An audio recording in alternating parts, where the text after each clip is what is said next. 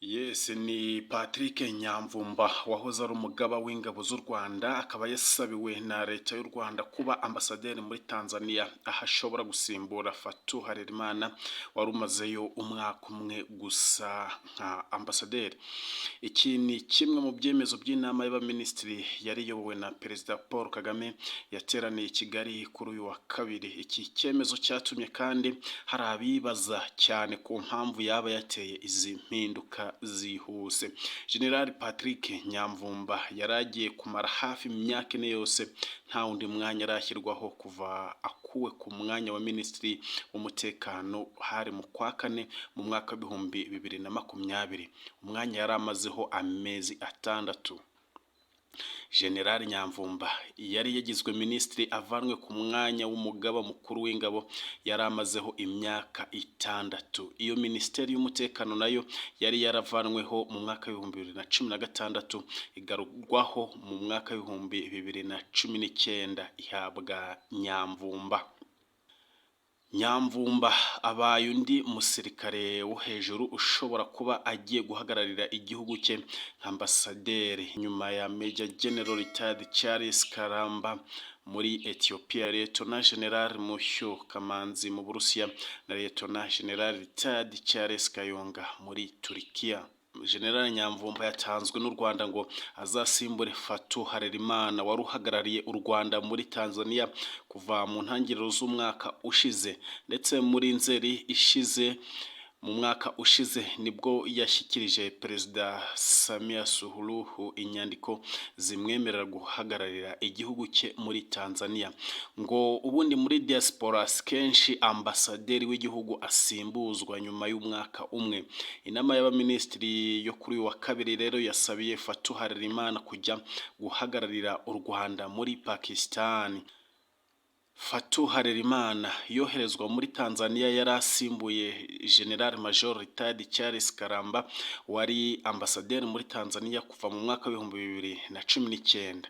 Mu mpinduka zabaye mu ntangiriro z'umwaka ushize, General Karamba yoherejwe kuba ambasaderi muri Angola, ariko iki gihugu nticyakiriye uyu wahoze ari umugaba w'ingabo zirwanira mu kirere. Nyuma leta imwohereza guhagararira u Rwanda muri Ethiopia ndetse na Djibouti. Abasesenguzi barimo kwibaza cyane impamvu nyamukuru uyu Harerimana ahise asimbuzwa aka kanya. Kohereza undi ambasaderi w'umujenerali muri Tanzania bishobora kureberwa mu mpamvu ebyiri ku bw'abasesenguzi cyangwa se nyinshi bitewe n'usesengura. Ngo impamvu imwe ishobora kuba ari uko Perezida Kagame akeneye umuntu w'imbaraga n'ijambo rikomeye mu bya politike, ubutasi ndetse n'igisirikare mu gihugu cya Tanzania. U Rwanda rufitemo inyungu nyinshi kandi rukeneye gukurikirana bya hafi.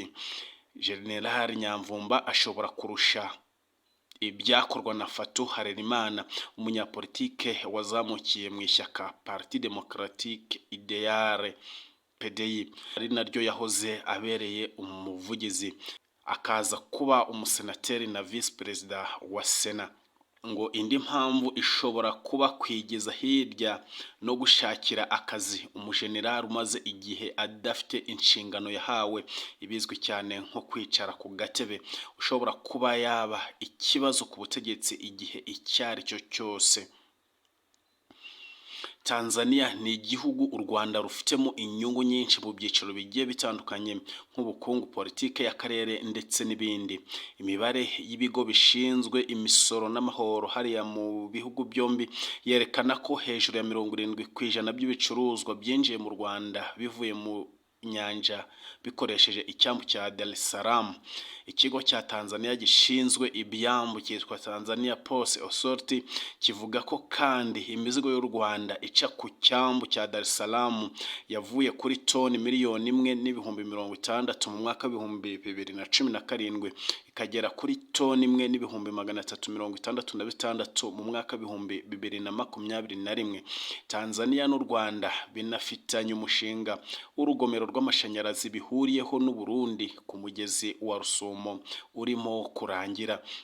uretse inyungu u Rwanda kandi rukurikiranira hafi imyifatire ya Tanzania ku kibazo cy'intambara mu burasirazuba bwa Repubulika Iharanira Demokarasi ya Kongo, aho ubu iki gihugu cyanohereje ingabo mu mutwe w'ingabo za SADC kurwanya umutwe wa M23, mu gihe umubano wa Tanzania n'u Rwanda ubu umeze neza, wigeze kuba mubi hagati y'imyaka ya 2010 ndetse na 2015 ku gihe cy'ubutegetsi bwa Jakaya Kikwete.